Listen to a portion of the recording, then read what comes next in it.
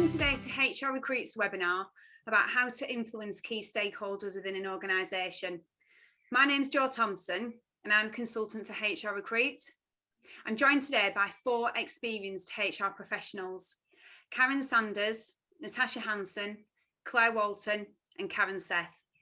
They're going to be sharing their knowledge and experience about how to influence at those senior levels. The structure of today is that I'll be asking the HR professionals a series of questions, and then towards the end of the session, there is an opportunity for you to ask questions using the chat box at the bottom of the screen. There is no email facility, contrary to what Zoom might have told you. So I'm now going to ask each HR professional to introduce themselves and say a few words about who they are and how they became or how they got to the level that they're at now. Karen Sanders, over to you. All right, great. Thank you very much, Jo. It's a real pleasure to be with you all today. And as Jo said, I'm Karen Sanders. I've been an HR director and chief operating, well, more lastly, a chief operating officer for over 20 years. And I've worked across a range of sectors. So started off in hospitality and leisure, moved into education, a lot of time around public service, and back in education again now. So delighted to be here. Claire?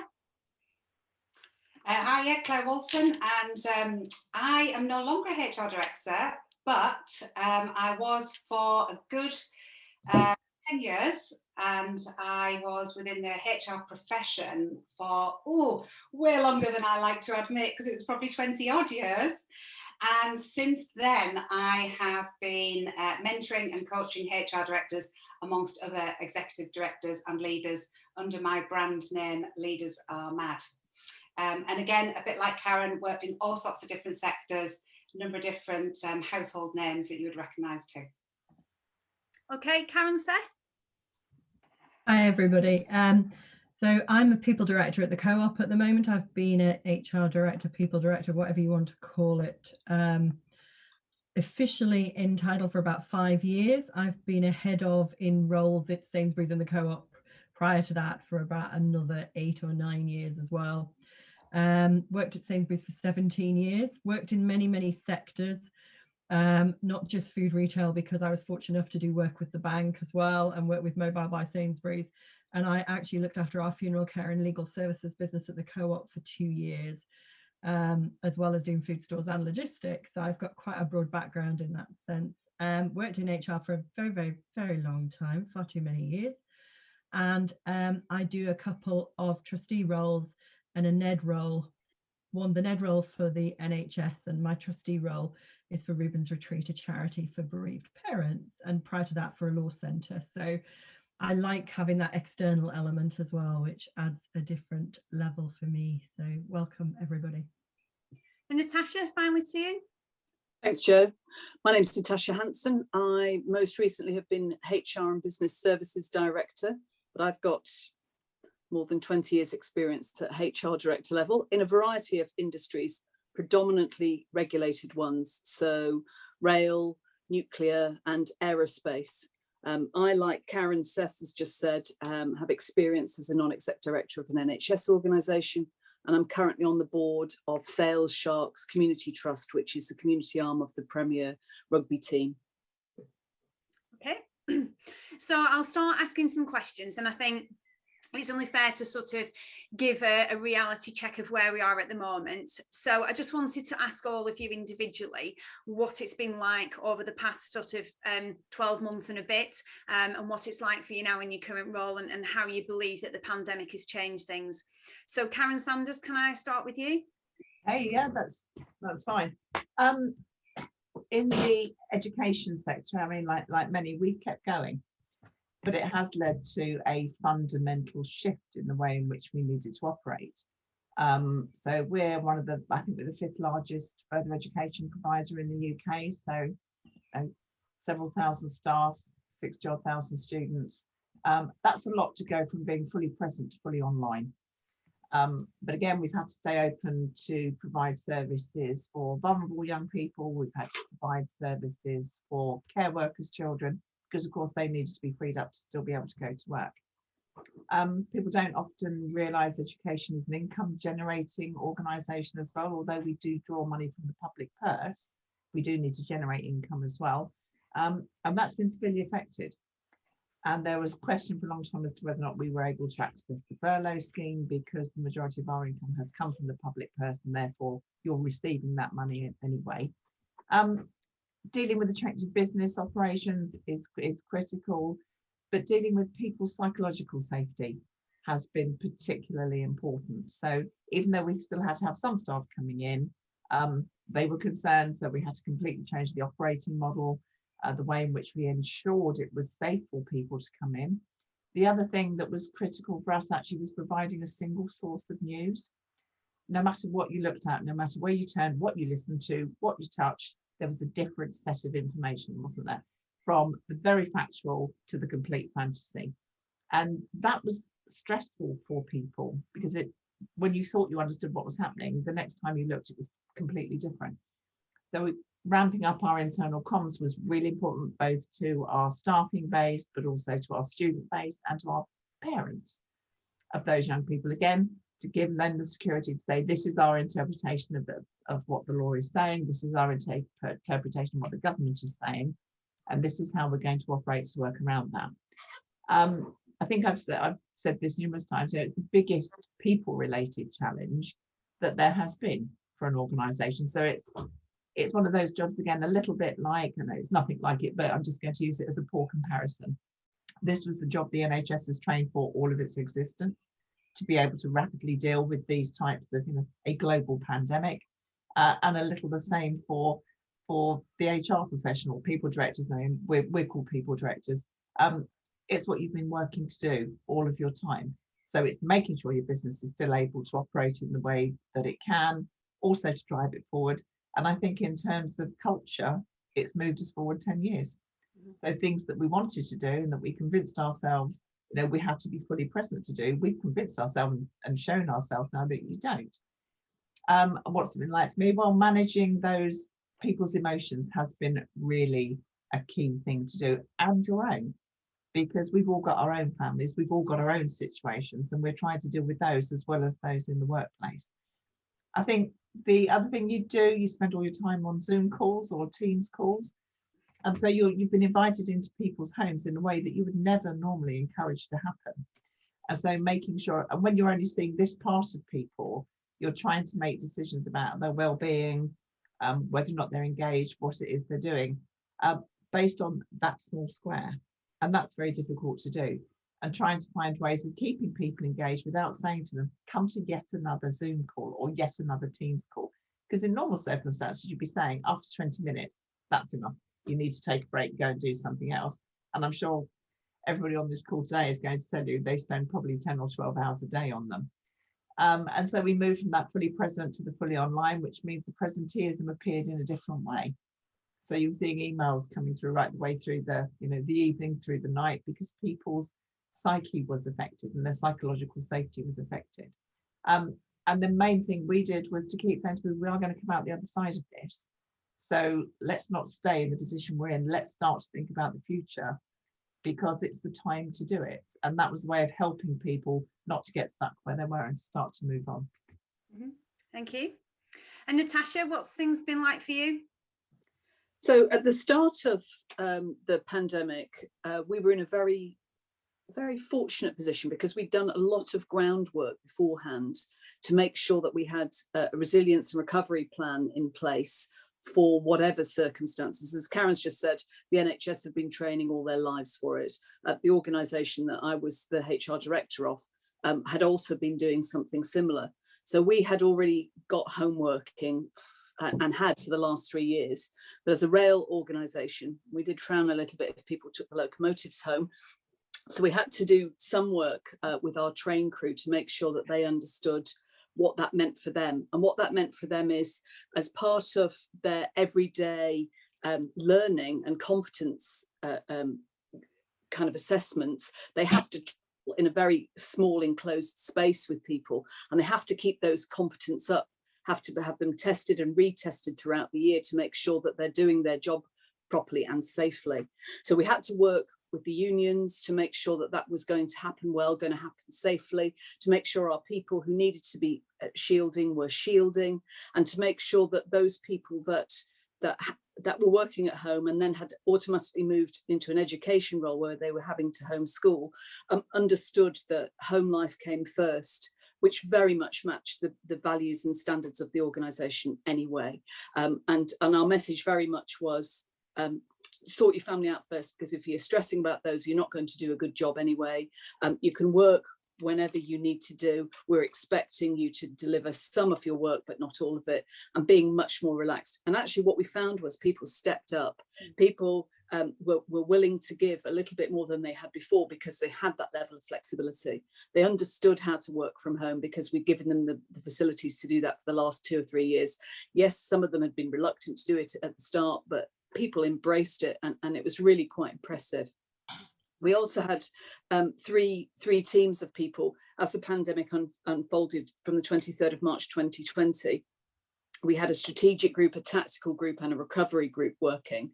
And the tactical group were obviously dealing with the day-to-day, those messages that came out and were misleading, and controlled the comms to make sure that there was one communication out every day at 4 o'clock, that people knew that there would be a message out at that time. And we gave a message, even if there was very little to say, even if it was just to say, we've nothing more to add today. And the strategic group oversaw what was happening from that. We're making decisions as the direction of the business was going to go, and when to stand up or not the recovery team. And we were very fortunate. Within 6 weeks, we stood up the recovery team and started to make decisions. We felt that we were on an even footing with the pandemic, that we were able to then start moving forward and making decisions on what was going to go forward. The business itself moves nuclear materials on the railway. So essentially what they do is when a power station has completed their generation, they move it to somewhere safe to store it and reprocess it. And if they don't move that, the lights go out. So we made the decision very early on that we were going to get behind a message to our people called the lights on, keeping the lights on. And the second message was, the other part of the work that we do is keeping the shelves stocked, so providing trained services for people like Tesco's, Sainsbury's, Morrison's. So we had 2 very simple strap lines, and every single thing that we did was based on keeping the lights on, keeping the shelves full. And it was really easy for people to kind of instantly see that what they were doing, it might be a really stressful time, but they understood what they had to do, and what they had to do was making a difference nationally. So when we were outside applauding on a Thursday at 8 o'clock, we weren't simply applauding for the NHS, which was absolutely important. We were also applauding for the key workers on the railway to make sure that they understood that they were really, really essential to what was happening at the time, and what continues to happen. The railway is going through a massive change at the moment. You may have heard of something called the Williams-Shapps report, which has just come out. It's a review of the future of the railway, and that comes at a time that the railway is trying to build back up people and travellers numbers, because it's been massively impacted by COVID, by people having to travel or being willing to travel. But I think you'll see over the next weeks and months and years a real change, because the people in the railway were talked to and asked to be committed to the message that was happening. I think the final thing I want to just say on COVID is, I think the thing that has been lost and needs a lot of attention is the informality. It's the discussions while you're brewing up. It's the chat with the person that you take a walk to Asda to get your sandwich at lunchtime. It's those things that I think that while we did quizzes, and we branched out from quizzes to a book club, to a murder mystery online, and an escape room, and all those kind of things. I think that's the bit that's going to be the HR challenge going forward, is how do we get that informality back when life is never going to return to how it was before. We're not going to have 100% attendance all the time in an office-based environment. So how do we do that? Do we get behind charity things, initiatives that bring people together? Do we bake more banana bread and have competitions around it? What do we do? And I think I'd be really interested to see how the HR profession rises to that challenge. Okay. Karen, anything from you? Yeah, quite a bit. I think, we've not stopped working through this, because obviously we've got a number of businesses that have been pivotal throughout the pandemic. So our food stores are all local. It gave us a number of challenges, how on earth we keep them working, in a safe way as well for the colleagues. And I'll come back to wellbeing because that's been a big one for us. We also run the biggest funeral care business in the UK, which I think a lot of people don't always know.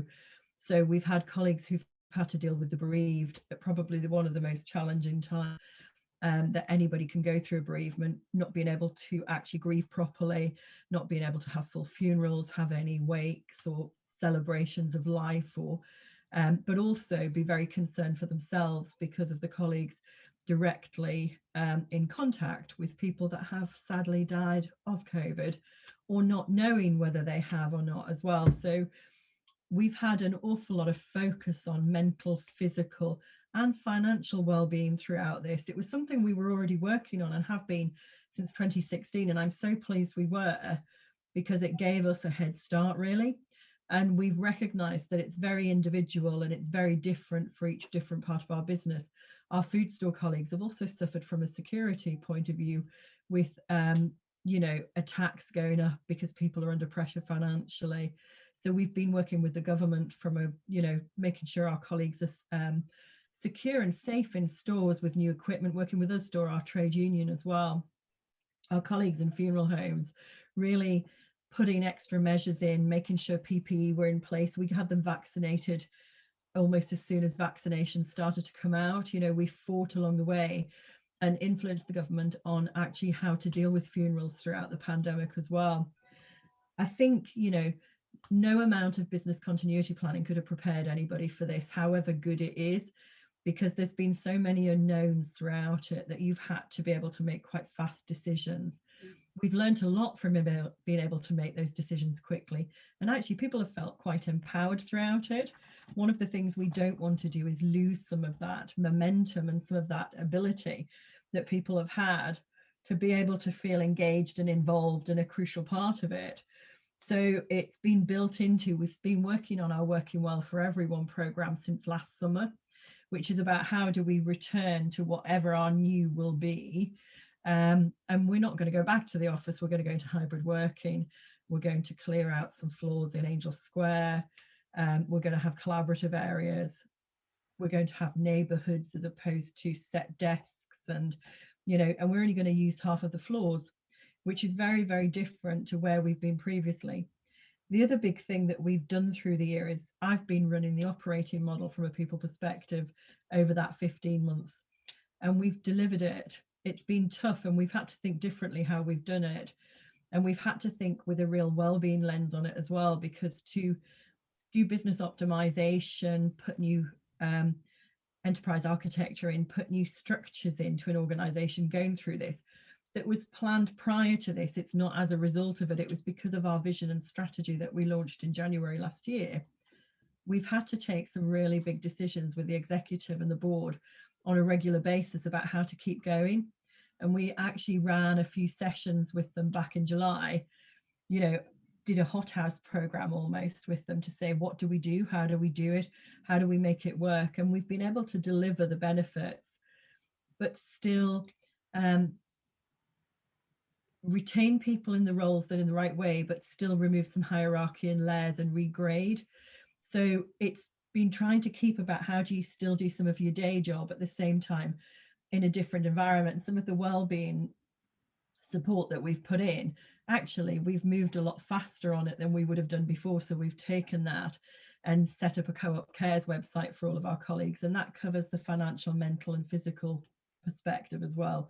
It's trying to round all three from there. From a personal point of view, I've, to the point that Natasha was just talking about, that connection, that informality connection has probably been the toughest element. We've maintained a 9 o'clock call with the team. We might not even talk about business sometimes on that 9 o'clock call. It might be that informal chat. People join as and when. We've tried to encourage people to ring people. We use Teams, and the good thing is with Teams, it shows you when people are available or not. And we've done a lot of very fast education on the whole of what its capability is, because we only landed it as we went into lockdown last March. It feels like a lifetime ago. But we've really tried to look at different things. I gave the team that I've been working with 2 wellbeing hours a week. You can go and have lunch with your family during, if you wanted to take a picnic out once they were allowed to do that. You can go and do a yoga class, you can go for a run, you can actually just go and read a book, you can go and do some mindfulness, but take the time, and it's not your lunch hour, because we're very cognizant of, and I think Karen was saying that it's that staring at the screen bit. And how do you do it? How do you stop just looking at it? Because it's quite physically exhausting. So we've tried to make sure people are taking those breaks. How do you lose 5 minutes on every meeting? So you set yourself up in those different ways. And we've set some of our rooms up in Angel Square as Teams rooms, and we're learning how to do hybrid. We're testing it now so that we can start to evolve as it goes. And we can make it work in some places it's harder than others. So we're kind of developing it as we go. And I think we're going to keep on this learning curve. We've tried to get people to work flexibly, that if you're a parent and you're homeschooling and you can't make it between these hours, just tell us. We don't want anybody to be working extended hours all of the time, but just put a little note on your thing to say, these are the hours I'm going to be working today, and we'll work through it. And we'll try and diarise anything that's critical in enough time so that people can plan each week as it is. So I think we've all had a lot of learning. And I think you reflect yourself about what you've done for your own well-being as well. And I've certainly been taking my dogs out more. I've been doing mindfulness in an evening and managed to fit in yoga classes, whereas before I was in one place, in another place, and didn't actually get to do anything half the time. So I found my own mental health getting better because I've had to plan better and not be sitting on a screen, because you could just sit here all day, couldn't you? Okay, thank you. I'm going to come on to the questions in a second, and I'll start with you in a minute, Claire. If anybody does have any questions that they want to ask the panelists, then please put them in the chat box. We will have the time towards the end of the session where we can run through the questions. So Claire, how would you define the key stakeholders within an organisation? I think it really depends upon your organisation, and it depends upon what it is that you're actually trying to achieve. But I think one of the key things I want you to get across in response to this question is that your key stakeholders, we must remember they're not just within the organisation, they're external to the organisation as well. Because in my experience of working with not just HR directors, but other executive directors, there's a real blind spot to the external stakeholders. So for example, if I put that in the world of the HR director, and if I think back to when I was a HR director as well, one of the things that would have made me quite successful was I had a really good balance between understanding who my critical internal stakeholders are and my critical external stakeholders. So one of the critical external stakeholders that I'll focus on, and you might, I guess they're internal stroke external, but it's your non-executive directors on the board. Actually understanding the agendas of your non-executive directors on the board, and actually also embracing the value that, and I think some of the other panelists actually are non-executive directors in some of their roles, but the real value that non-executive directors can bring, both to you personally in terms of supporting your influence and helping you understand how to navigate board dynamics, as well as then bringing that external focus into your organisation. Because one of the things that I found back then in my previous HRD role, as well as currently mentoring and coaching directors, is that it's very, very easy to become very internally focused. So that was one of the things that I wanted to get across in response to this particular question. And I think, we've got to think of stakeholders in a number of different ways. We've got to think of the obvious, what is it that they need and how can we help them? But we mustn't forget, and I guess I alluded to this earlier, what is it we need and what can we also get from the stakeholder? I think often in my experience with HR folk in particular, is quite often we will fall into that trap of it always being about what can we do for others? And actually, in order for us to be able to be effective for others, we also need that reciprocation back. What can they do for us too? So I think within our stakeholder relationships, we must remember that they are reciprocal relationships. So it is, you know, what is it that they need from us, but also what do we need from them? Mm-hmm. And just in that, I would also say that it's really critical that as part of that, we really understand what is going on for the stakeholder. So there will be a lot that we do not see and therefore we do not understand. So in our relationships with all of our stakeholders, it's really, I'm going to use a real coachy phrase now, but it is really trying to make the invisible visible. So there will be a lot about what's going on for your stakeholders that will be invisible to you. So really working hard to understand and keep updating yourself as to what is really going on for that stakeholder. Yeah. And therefore you can build a much more effective relationship with them. And as a consequence, you've got much more opportunity both to influence them and also, of course, to have them influence, support, challenge, and add value to you as well. Mm-hmm. Okay, thank you. And Karen Sanders, what would your answer be to that question about how do you define a key stakeholder? I'm going to support what Claire was saying, and I think the point she made, which is a really well made one, which is you're a stakeholder yourself, because you cannot deliver the expectations of your stakeholders unless you are vested fully into the organisation and you have a stake in it. I think it does sit with whatever organisation you might be with, and each one will have a different set of stakeholders. So if I take my own organisation, so locally we work with local enterprise partnerships.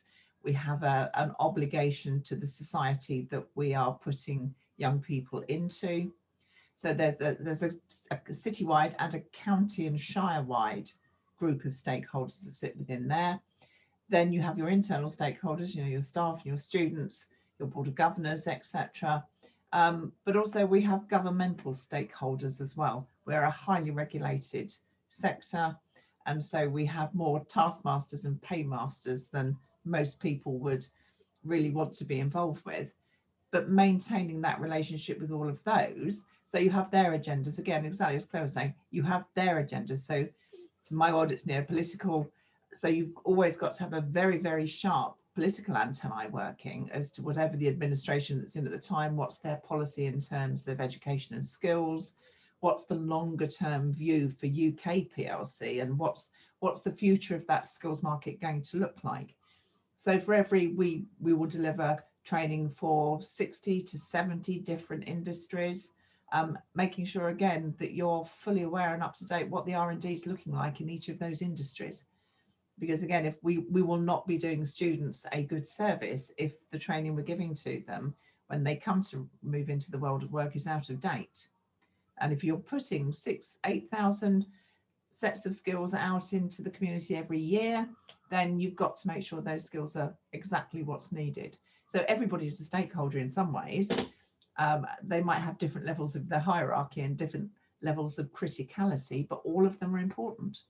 And it's that jigsaw piece, isn't it? You've got to keep all of the jigsaw pieces working closely together. They're going to butt up against each other sometimes because your funders might have a different view on things to your local enterprises. Your end user might have a very different expectation than that of government policy. But at the end of the day, so you're having to make sure you are taking the messages, adjusting your product, whatever that might be, but also maintaining your public value that's in there, because if you're not doing that, then none of your stakeholders are going to be happy. Okay. And Natasha, how would you say that you gain trust and credibility within an organisation? I think you gain trust and credibility by being a human being. And by that I mean that you don't try and be political in what you do. You try and understand that you're dealing with another human being. I always look at the world of work in the same way that I look at my relationships outside the world of work. I wouldn't expect to have a really good relationship with my husband if I wasn't keeping him abreast of things that are important to him, or that he was talking to me about things that are important to him. You need that open dialogue. And I think you transfer that kind of relationship building to the workplace to start to get credibility. So you might do very simple things like learn what your counterpart's favourite football team is and talk to them about how they did at the weekend. You yourself might have no interest whatsoever in football, but I think what you're doing there is you're giving something to somebody so that they feel that they can trust you, that they can react to you, that they can be authentic back to you, because you have showed an interest in something that's of interest to them. So to me, it's finding an area of common ground where you can talk to one another equally. Something that both Karen and Claire have mentioned is to find out what they can do for you. So it has to be synergistic. It has to be something that works for both parties, that you're getting something back when you're giving something. And without being too cliched, it's walking in their shoes for a bit, walking in their moccasins for a while, to understand what problems you might be causing them by what you're doing, and trying to do something about that, so that they know that you're not deliberately trying to piss them off. Sometimes stuff happens, but you have the kind of relationship, the kind of credibility, the kind of personal trust level that they understand how you tick and you understand how they tick. So in summary, get to know them on a personal level as one human being to another human being. Mm-hmm. And Karen, Seth, what's your answer to that question about how to get trust and credibility? I think there's a little bit as well about, you don't need to become an expert in what they do, but having an appreciation and an understanding of the industry, the environment that you're working within. Any business I've gone into, I've gone to spend some time with people, talk to the colleagues, call it on the shop floor, whether that be in a funeral home, a shop, in the bank, in the legal services business, to go and talk to them and see what it feels like on the front line, for want of a better way of describing it. Understand what those line managers also that are the closest to the colleagues and the customers feel, and see and need what the gaps are. As well as, I absolutely agree, there's your peers that you sit alongside, on the execs. There's your NEDs, because they have a big role to play. There's the different people throughout the organization, and absolutely right at the external part as well. Having worked in industries such as logistics, we had a lot of 3PL partners who run on open book contracts. So you have to build the right relationships. And I think the word I would remember in all of this is building some key relationships around all of your business, internal or external, that you can then use to help you get to where you need to be. And that might be within your peer group of external HR directors too, because it's quite a lonely role. So sometimes you reach out to your peers, and Claire runs an HR directors network I've been a member of for many years. And it's so useful just sometimes to bounce stuff off people as well, or take experiences and learning. So I see that in quite a broad sense, really, both internal and external. Okay. And Claire, what personal attributes do you think you need to be able to influence, and what are some of the methods that you use? Thanks. I would echo one of the things that Natasha said there, and I couldn't put it any better actually than the way she did, but I do want to echo it about, showing your humanity, be human, show your humility. I think she also used the word authenticity. These qualities these days, and in particular, I think we've seen an increase in a desire, if you like, for these qualities to be the sort of leadership qualities that people present. even more so. There's some really interesting, and I can find the link and perhaps put it in the chat later, research recently that's come out that talks about the importance of warmth and likability in increasing our influence. And if you think about it, and I was reading by contrast, a study that's only 10 years old that was still talking about the importance of power dynamics. Whereas I think it's gone almost 180 degrees, you know, demonstrating the real person that you are and demonstrating that warmth, that likability. I'm running a female leaders program for a local university, and as part of the introduction session, one of the non-exec directors was on the intro session, and she just role modeled that humility to the rest of the female leaders there from the off, because that's something that we want as part of this learning program. So I think that's incredibly important. And the other thing that I would say, which I don't think has quite been touched on yet, is generosity. So being generous with what you know, being generous with your time, being generous with your listening. You know, I think people think that influence is all about giving it this, but influence is much more about giving it this. Yeah. So be really generous with the degree to which you listen rather than talk. And going back to Karen's point about network, I think, again, you know, making sure that I don't actually like the term networking. I prefer to think about connecting.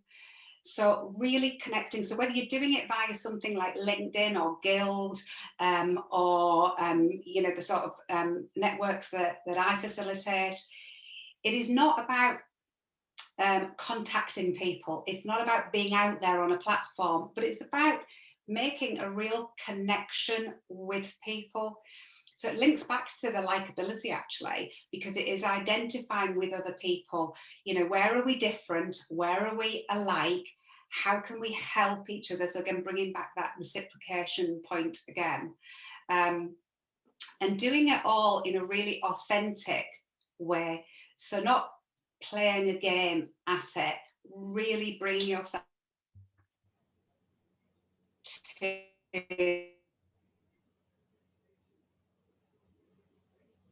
Oh, I think we've lost Claire a little bit. Go on, are you back with us, Claire?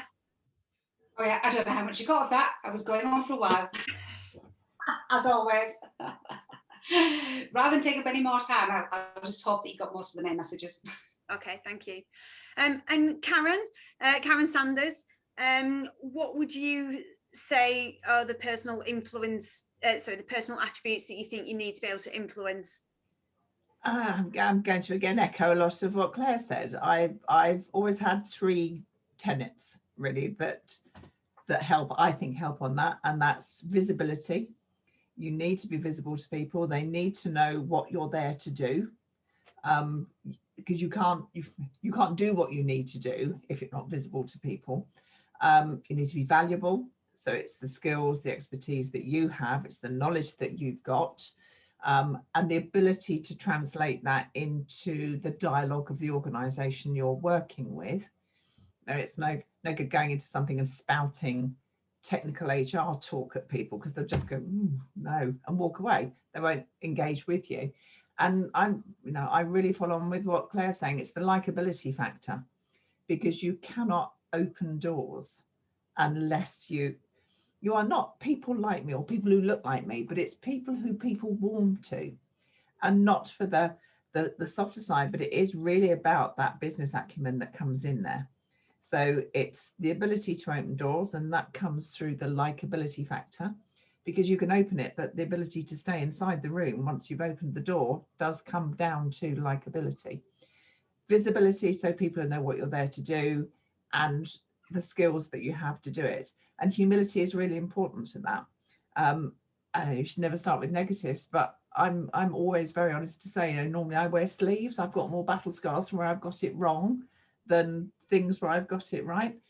but you do, because situations change all the time. And I think being honest about that, if you don't know the answer, spouting something is not the right thing to do. If you want to have a seat at the table, if you want to have a seat on the board, if you want to be listened to by all of your stakeholders, then you need to know your business. And it's not, and then be able to apply it through the lens of the workforce if that's what it is. And I'm sure colleagues here will say as well, and certainly Karen Seth was saying, HR might be the smallest part of what you do. Once you reach board or director level or wherever it may be, it's always sitting with you, but you have many other facets that you're looking after as well. And you have to be able to apply that lens all the way through and talk all the languages for all of the different subsets that you might be working with, but pull it together. And to get people to hear you, again, you've got to speak the language, you've got to be visible to them, and you've got to be able to get them to listen to you. And that comes through from that likability factor. Mm-hmm. And honesty is always important. I'm not, the phrase is always bring your whole self to work. Well, I'm not sure my workplace would want to see my whole self. So you moderate it. You know, it's the bits that are there, but you do need to be authentic, because if you are putting forward a front that isn't really you, that's a long time to have to keep doing it. And that other part of you is going to leak out at some point. And that's, you know, that's not helpful to you. So as honest as your professional self should be, is the way it should be. Thank you. And Natasha, what setbacks have you faced when trying to influence at a senior level, and how have you overcome them? I think, as Karen's just mentioned, we all have battle scars from things that have gone less than wonderfully. I think too numerous to mention, but I think the important thing is how you deal with the setbacks when they happen. And my approach is to treat it like it's the battle, not the war that's been lost, and find a way to regroup. And that starts with being on message with whatever decision has been made as a senior team, and make sure that you go out with that senior message so that you are cohesive and at one with the organisation. And then behind the scenes, you work again, you redouble your efforts, you find ways to bring your ideas back to the group, and explain them in a different way. If the way you haven't presented them in the first place has landed well and got the decision, then you find another way of doing it, or you wait until the time is a bit more appropriate for it.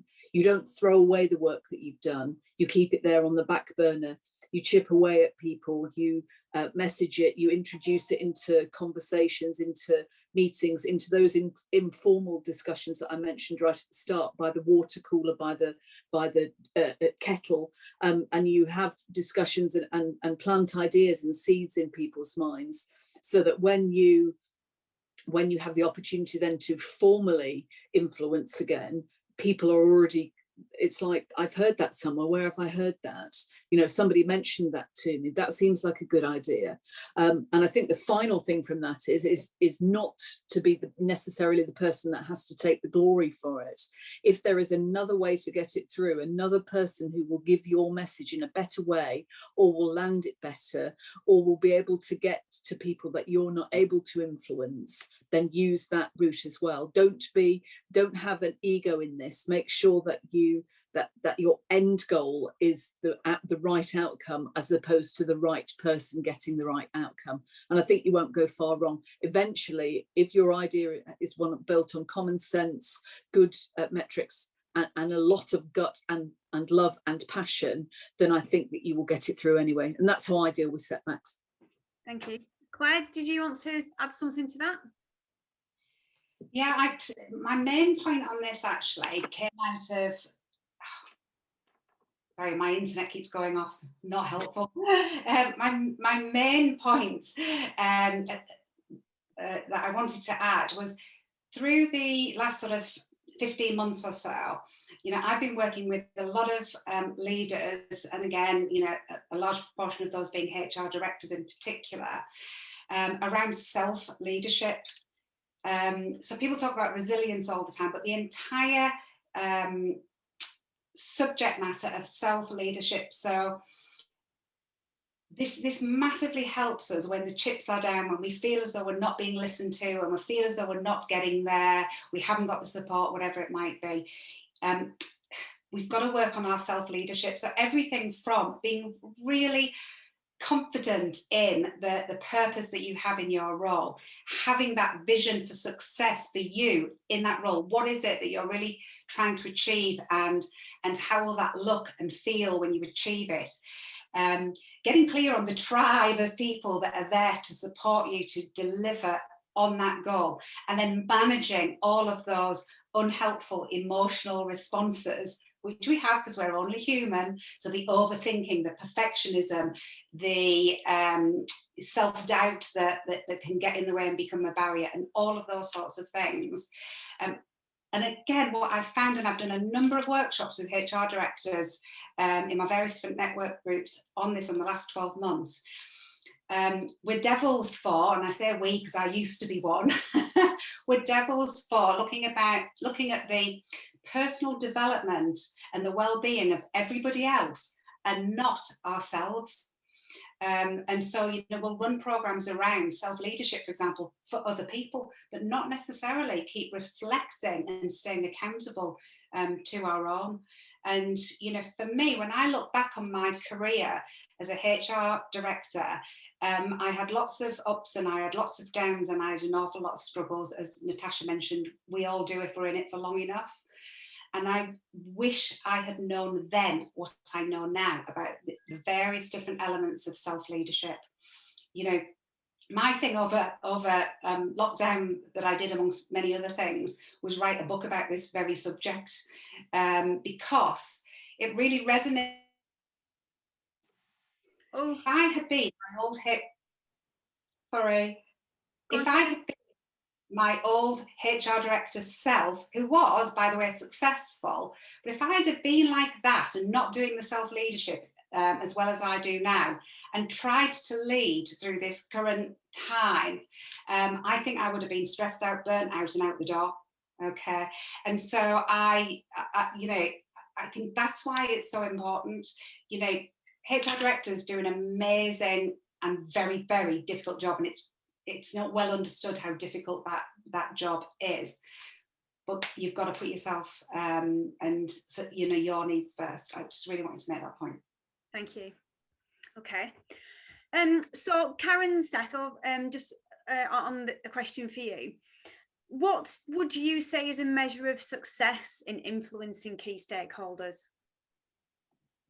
I think it's all of the things we've probably been reflecting on as we've spoken around building the relationship, and that relationship continuing out with when actually you've got any direct need, so that there's something that's there on a regular basis. I think the fact that you're trusted, your view is sought on occasions, as appropriate, and that somebody once told me years ago that it's a bit like, when you're doing talent and you sit round a table and you say, I think this person's ready to be appointed into this role here, and everybody goes, yeah, that makes absolute sense, rather than, really, why, who are they?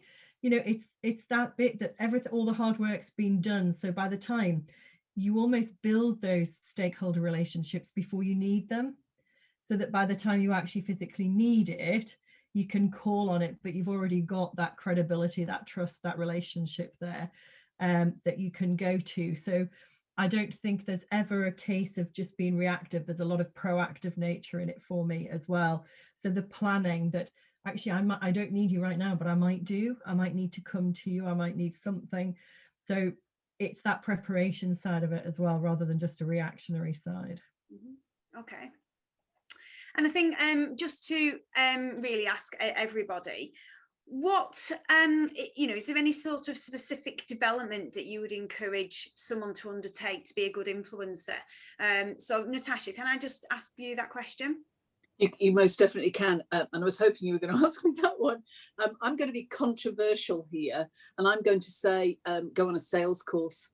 And that means look at how you would manage a customer, how you would build a relationship with a customer, how you would look at meeting their needs, how you would keep them warm when they're not ready to buy, because those are all skills that you need to be a really good influencer. So I would actively encourage people to get out there and get themselves on a sales course. Okay. Karen Sanders, have you got anything to say on that? Yeah, I think Natasha's absolutely right. Again, what else would I add to that? It's a difficult one. I think she's absolutely spot on with that. It is the thing that you need to do. And I think perhaps something else that goes with it is something around presentation skills, because how you hold yourself, how you conduct yourself when you are with people gives people confidence or doesn't give people confidence. Knowing when to speak and knowing when not to speak is often something else. I think it was Claire who said earlier, you know, it's twice the amount of listening as you do to the amount of speaking that you do, so that when you do make a contribution, it's a valuable one. And I think, again, how can you practice being likable? That comes from a little bit of reflection. So even if you did a little mini sort of 360, because I don't think you always have to go out and pay for these things, is listen very carefully to what feedback people give you. Because if you've been trying to get something through, even if it's something as basic as, you know, changing a policy or whatever it might be, you've got a great new initiative you want to get through. If people aren't listening to you or are not hearing what you're saying, then there's a fundamental point, isn't there? Is either what it is you're trying to do, your product, if that's a good word for it, isn't right for what you're trying to do. You're trying to launch it at the wrong time. Your powerful message isn't strong enough. No, it's those type of things to look at, and just reflect on yourself. Ask people around you how it works, and you actually know yourself. If you speak to people, and certainly I know Natasha and Karen have both mentioned that they've, you know, their experience of unionized environments, and I'm in a highly unionized environment. Understanding other people's position before you start to try and change it, because a lot of the time people are fundamentally opposed on certain things. So going into battle on something which is not going to change, or not going to change significantly in one step, attack it from a different way. And it's always, again, is managing yourself when you go in. Think very carefully about how you open something.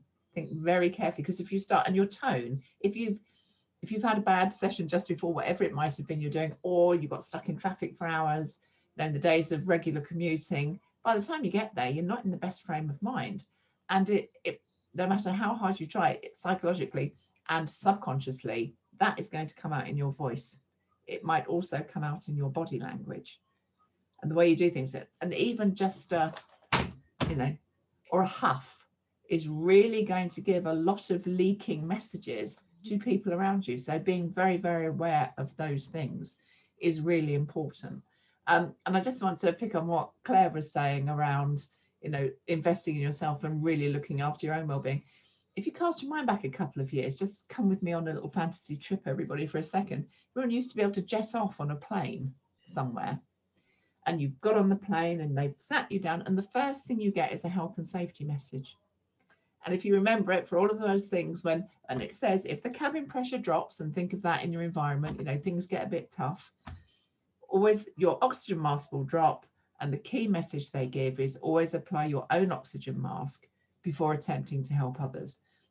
Because if your batteries and your fuel tank is low, you are really not going to be able to help other people. You do need to make sure you are refueling those things yourself. And again, that will come out when you're trying to influence.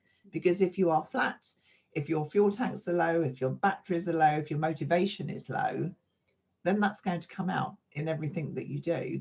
And people are going to pick up on that, and you won't be convincing. So if it were in the sales environment, you're not going to get that sale unless somebody's feeling particularly sorry for you. You're not going to get it. So managing your own energy levels and making sure you're invested in yourself is really key to being able to influence. Okay, so I'm just conscious of time. There are some questions that people have asked. Just before I move on to those, I just wondered, Karen, Seth and Claire, whether you had anything else that you just wanted to quickly add on that question about any specific development that you would encourage people to have. So Karen, Seth, just a couple of things from you. Yeah, I just added in the chat, actually, I think emotional intelligence is key because it helps you think about and approach how you're going to plan to go into the session. And I would also add negotiation skills, because what it gives you is planning a strategy, helping you think about different tactics that you can use, and having another style under your belt as well. I just think it all adds up to the skill set that you've possibly already got. So, anything quickly from you, Claire, before we go to the questions? Yeah, just two additional things that I don't think have been mentioned. One is that in my mid-20s, I got out of HR and did a general management job, a big general management job, 400 people, and having to do everything from, marketing, finance, operations, the whole piece. And that has stood me in good stead throughout.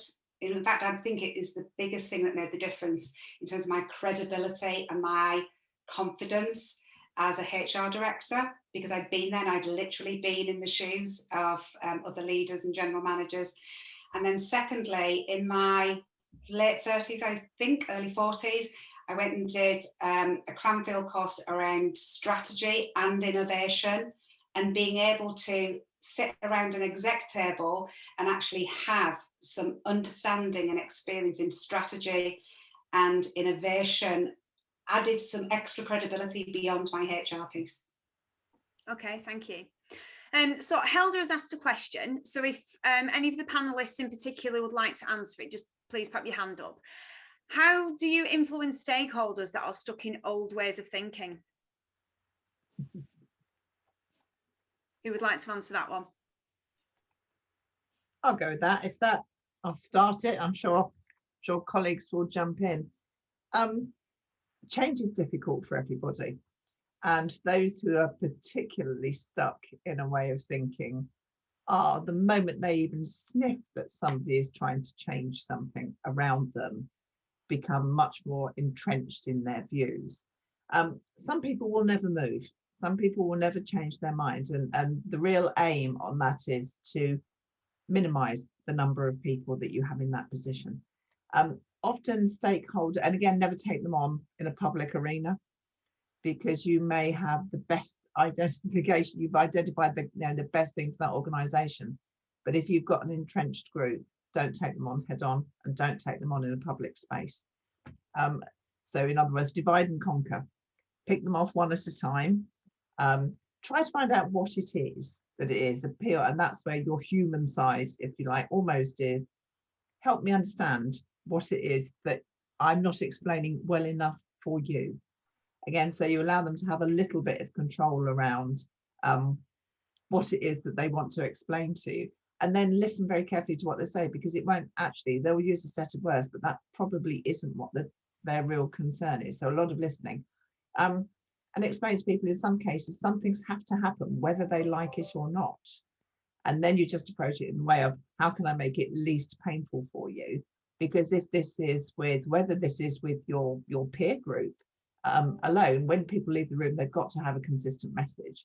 What you can't have is either one of your directors, or perhaps one of your stakeholders, whoever it might be, going out and saying, let's say it's, well, we're going to have to close that, but you know what? Not my thoughts, not my idea, but I'm happy to say it. And they don't even have to use those words. They can just use the tone of their voice and their body language to give that what it is.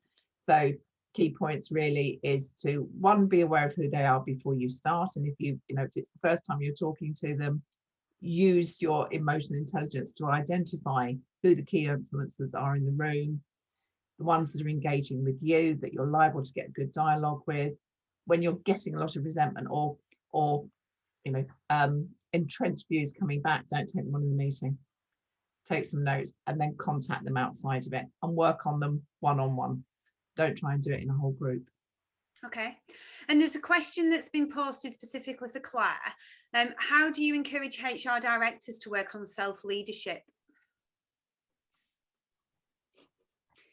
I think for me, the key thing is how you see it, because I think one of the reasons why people don't work on it for themselves is because one of the many reasons that many of us go into that sort of job is we do tend to think about other people before ourselves. So focus on the fact that, you need to be a role model first and foremost. People will And it's a bit like us as parents, isn't it? You know, people look to what we do rather than what we say.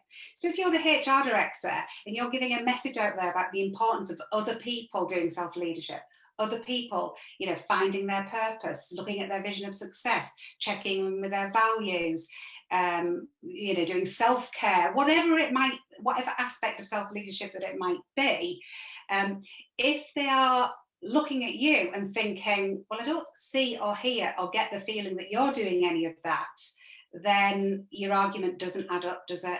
So if you remind yourself that the most powerful way for you to influence others is to do whatever it is that you're trying to influence them to do, then that almost is going to give you that desire to prioritize it more. And then if you want to almost look at it on a more negative way, if you don't, then you're absolutely giving a message out to people that it's not important because you're not doing it. So in a nutshell, because of time, that's what I would say. Okay, thank you. So I'll close the session now. So the best way of contacting you all is through LinkedIn. Is that right? If anybody wants to make personal contact? Yep. So what I will do is this afternoon, I'll send out some correspondence to the people that have signed up for the event, and I'll put a post on LinkedIn. So if everybody, the listeners, can put a comment on the LinkedIn posts, then this would be much appreciated. We don't charge for the events, so by adding your comments would increase awareness of our brand. We've also got a guild networking group for HR professionals that I know some of you are a member of, and it's a bit similar to WhatsApp where members can ask questions, they can network and share ideas. So I will send out the link on the email this afternoon, so please join if you haven't done so already. Also, if anyone is recruiting, then we do have accountancy recruits and FD recruits within the group. But finally, I would like to say a massive thanks to the panelists for your time. Really appreciate it. And also thanks very much to the listeners for tuning in. I hope you've really enjoyed the session. Thank you.